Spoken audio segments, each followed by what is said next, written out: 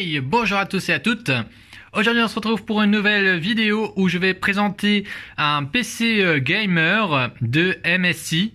Donc c'est le GL62M7RDX.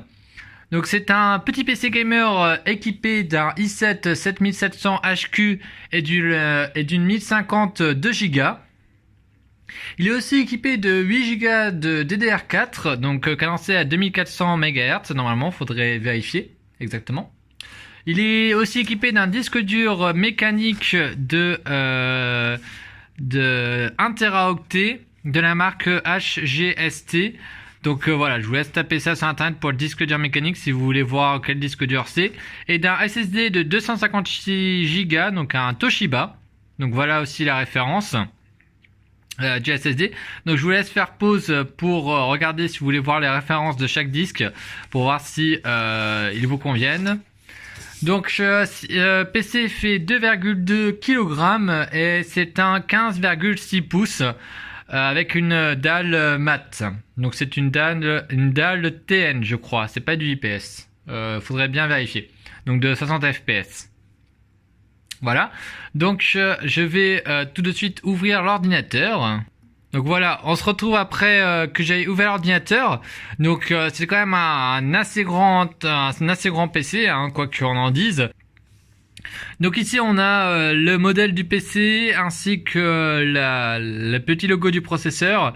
C'est aussi marqué que c'est un processeur 7ème génération, c'est une GTX 1050, donc c'est une 2 Go, hein, pas une 4 Go, une 2 Go. Donc on voit que c'est un PCIe génération 3 de SSD. Donc là il est dedans, hein. Donc il y en a un. Que c'est la DDR4, câble USB 3.0, Couleur Boost 4, que c'est un clavier fait par SteelSeries. Et qu'il y a Dragon Center, Naimic, les Switch et qu'on peut mettre plusieurs écrans. Voilà. Donc maintenant qu'on a parlé de la description un peu de ce qu'il y a dans le ventre, on va parler un petit peu des périphériques, donc le clavier, la souris, l'écran, est ce que je pense du PC. Donc déjà le clavier, donc c'est comme on a dit tout à l'heure un clavier by SteelSeries. Donc c'est un clavier rétroéclairé en rouge. Attention, vous ne pouvez pas changer la couleur. Donc vous voyez le clavier est un peu rouge. Alors je m'excuse pour le focus qui a un petit peu de mal à se faire. Voilà. Donc le clavier est rouge. Oui, un peu rouge et d'ailleurs il y a un rétroéclairage rouge. Donc on le verra tout à l'heure quand j'allumerai le clavier. Donc quelques petits points négatifs sur ce clavier, c'est que la touche Windows est ici et non à sa place habituelle qui est ici, ainsi que les touches fléchées ici, donc les deux alors je sais plus le nom de ces touches au milieu de ce trou là se retrouve ici, ainsi que cette grosse touche ici, donc on ne comprend pas trop, elle est plus grosse que la touche entrée en fait. Ça c'est deux touches différentes, là vous avez la touche entrée, là vous avez la touche étoile. Ce qui est un petit peu embêtant quand vous appuyez sur la touche entrée, bon on peut appuyer un petit peu sur la touche étoile, quoique ça m'est jamais arrivé, mais on comprend pas en fait pourquoi cette touche est plus grande que la touche entrée en fait. C'est pas vraiment compréhensible, et si vous comprenez pourquoi du comment, je vous l'invite à le dire en commentaire. Donc ici on se retrouve avec donc la possibilité de pour switcher les écrans, pour arrêter le trackpad. Ici vous pouvez mettre une application sur cette touche là, donc une application qui s'ouvre quand vous appuyez sur FN et cette touche là. Ici on a le mode économie d'énergie pour activer ou désactiver la webcam. Là on a la touche pour switcher les modes, donc économie d'énergie, normal, turbo, etc. Ici on a le mode avion, le mise en veille. Ici on peut régler la luminosité de l'écran, donc là plus et moins, donc c'est inversé, hein. Ici on a le son et la luminosité de l'écran, luminosité du clavier, du rétroéclairage du clavier. Voilà. Donc maintenant qu'on a parlé un petit peu du clavier, hein, donc moi c'est un clavier que j'aime bien, qui fait pas tellement de bruit. Voilà, donc moi j'ai rien à redire au niveau du clavier à part pour ces trois touches qu'on ne comprend pas trop, sinon j'ai rien trop à redire. Donc ensuite on a le trackpad. Donc le trackpad par contre c'est un trackpad tout à fait normal, tout à fait ordinaire, tout à fait basique. Il ne faudra pas vous attendre à un truc du turfu. Donc c'est un trackpad qui est simpliste, qui fait le taf, mais bon pour jouer vous n'avez pas utilisé ça. Clairement, après, même en le désactivant pas, en jouant, j'ai aucun problème, hein, j'active jamais le trackpad, je touche jamais au trackpad. Maintenant le trackpad, il a un petit souci, c'est que quelquefois quand vous restez appuyé dessus, la souris a tendance à partir un petit peu sur les côtés. Voilà, donc c'est un point quand même assez négatif sur ce trackpad. Quand vous utilisez juste le trackpad, la souris voilà part un petit peu sur l'écran, donc elle se met à partir comme ça, vous comprenez pas trop pourquoi, mais elle part. Ensuite l'écran, donc ici on est sur une dalle mat, donc comme ici on voit rien de ce qu'il y a derrière moi, alors ça c'est super. Quand vous jouez, quand vous regardez des vidéos et tout, même s'il y a la lumière derrière vous, c'est aucun problème. L'écran dans sa globalité est plutôt bon, hein. Je suis pas non plus un écran fil, enfin je sais pas si c'est dit comme ça, mais bon voilà, je suis pas, il me faut pas un écran 4K, hein, ça ira très bien, donc c'était une 1080p 60 fps. Donc ici on a une webcam, donc une 720p et un micro bien sûr intégré comme sur tous les PC portables. Donc ici on voit bien hein, que c'est un petit peu voilà qu'il y a une petite hauteur, ce qui fait que ça donne un petit peu de design. Alors pour finir avec cette partie-là, avant de passer sur les côtés, on a ici le bouton qui permet de mettre en couleur boost, le bouton ici couleur boost, le bouton qui permet d'ouvrir Dragon Center et le bouton d'allumage bien sûr. Donc maintenant on va passer sur les côtés. Voilà, je vous retrouve quand on est sur ce côté-là ou ce côté-là, je verrai bien par lequel je commence en premier. Allez. Alors, on se retrouve sur le premier côté. Donc on a sur ce côté-là, ici, alors je crois que ça va être, alors on voit pas trop à cet endroit-là.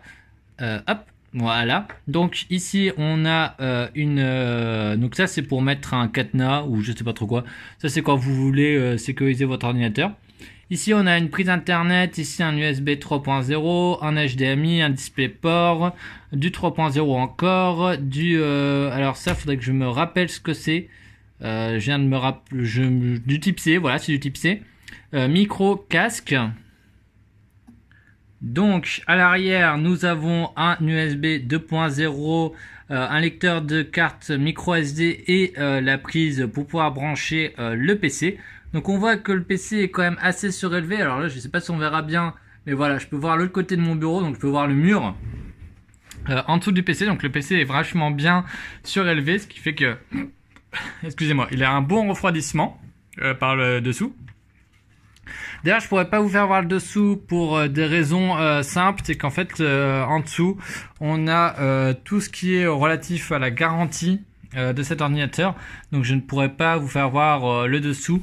Mais il faut savoir que le dessous est très ouvert, donc il y a beaucoup de grilles, vous pouvez même voir les composants à travers pour vous dire vraiment que c'est vraiment très ouvert. Donc vous pouvez voir les composants à travers le pare-choc, non on va pas dire le pare-choc mais à travers le dessous, pour vous dire que c'est vraiment très bien ouvert, il n'y a aucun problème de ce point de vue là.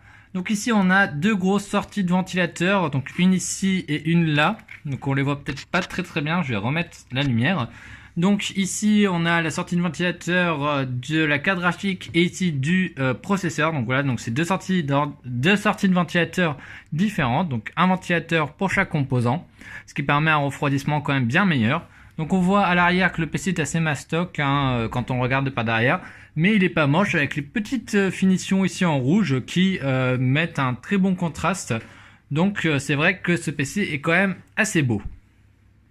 Donc voilà, je vous fais quand même voir le dessous des PC. Donc ici vous voyez quand même qu'on voit même les composants à travers, donc c'est vraiment très ouvert.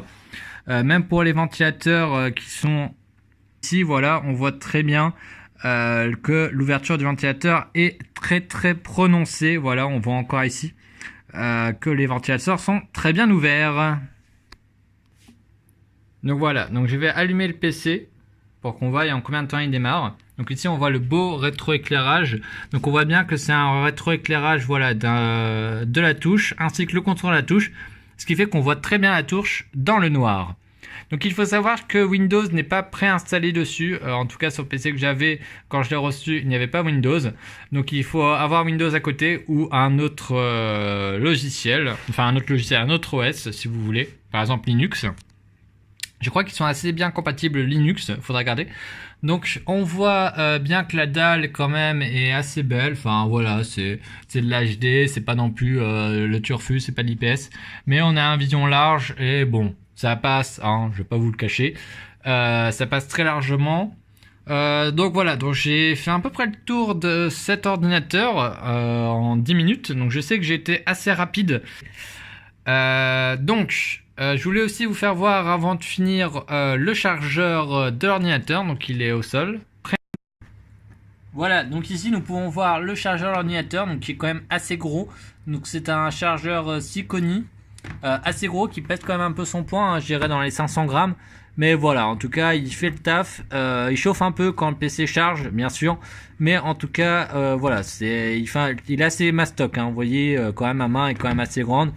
Mais j'en fais même pas le tour, donc voilà, donc c'est assez mastoc, mais c'est pas non plus un transportable. Mais c'est sûr que par rapport à un chargeur beaucoup plus petit, ça sera plus embêtant à transporter. Voilà, j'ai fait à peu près ce tour du propriétaire de cet ordinateur, enfin voilà, du tour du propriétaire comme on pourrait dire. Donc cet ordinateur est normalement au prix de 700-800 euros je crois, entre 700, 800 et 900 euros. Sans OS, hein, sans Windows en tout cas, avec FreeDOS. Donc FreeDOS c'est en fait pas d'OS, tout simplement. Donc Windows est très facile à installer, hein, j'ai pas eu de problème là-dessus.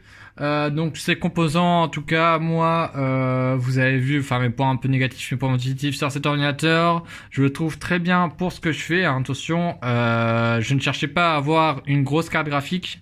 Quand j'ai acheté ce PC, je voulais une carte graphique qui tienne la route, donc c'est pour ça que j'ai pris la 1050 qui tient quand même assez bien la route par rapport aux générations précédentes, donc par rapport aux générations 900M, attention bien les M. Voilà, donc je voulais au moins du SSD, un bon processeur pour faire de la programmation, d'ailleurs programmation qui va se réaliser sur cette chaîne, hein. Vous allez avoir des vidéos de programmation, un peu des cours, etc. Donc une petite 1050 pour jouer, voilà, poser, et un bon processeur, donc un i7, voilà.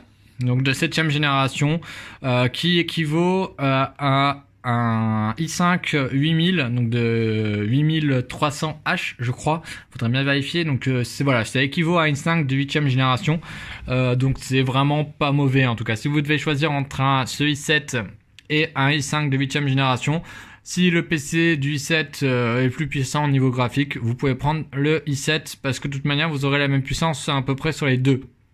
Vous n'aurez pas de grosses différences. Par contre, entre un i5 de 7e génération et un i5 de 8e génération, là, vous avez un gain de puissance. Mais je crois qu'avec le i5, par rapport à ce i7, vous avez un gain de puissance de 8% environ. Donc voilà, donc ça reste vraiment peu, en tout cas, si graphiquement, le PC derrière est meilleur niveau graphique. Voilà, en tout cas, MSI reste une bonne marque, reste une marque sûre. Vous n'aurez pas de problème avec cet ordinateur. Voilà, donc j'ai marqué MSI, très bonne marque, et donc c'est un PC tout à fait correct pour le taf que je lui demande. Voilà, il faut savoir que les derniers jeux Assassin's Creed tournent en low, medium, Shadow of the Tomb Raider aussi, Fortnite sans problème, voilà. Fortnite, Overwatch sans problème, World of Tanks sans problème, enfin voilà, tous les jeux qui sont un peu sur ma chaîne tournent sur cet ordinateur. Alors pour faire direct non, pour jouer juste oui, tout à fait. Montage vidéo aussi, pas de problème. Alors c'est un peu plus long que sur un i5 7600K, car j'ai un i5 7600K sur un autre ordinateur, donc c'est un petit peu plus long, il y a environ 15 minutes de plus avec cet ordinateur. Mais voilà, par rapport à un K, on n'a pas une grosse différence. Voilà, donc j'espère que cette vidéo vous aura plu et on se retrouve à très bientôt pour une prochaine vidéo donc qui sera faite soit par moi, soit par la deuxième personne qui va faire des vidéos sur cette chaîne. Donc j'espère que la vidéo vous aura plu. Je vous mets bien sûr le lien du site MSI dans la description, pas de problème. Je vous mettrai aussi peut-être les références, voilà, disque dur, je verrai bien si j'arrive aussi à vous trouver les liens. Voilà, en tout cas j'espère que cette vidéo vous aura plu, on se retrouve à très bientôt pour une prochaine vidéo. Allez, bye bye!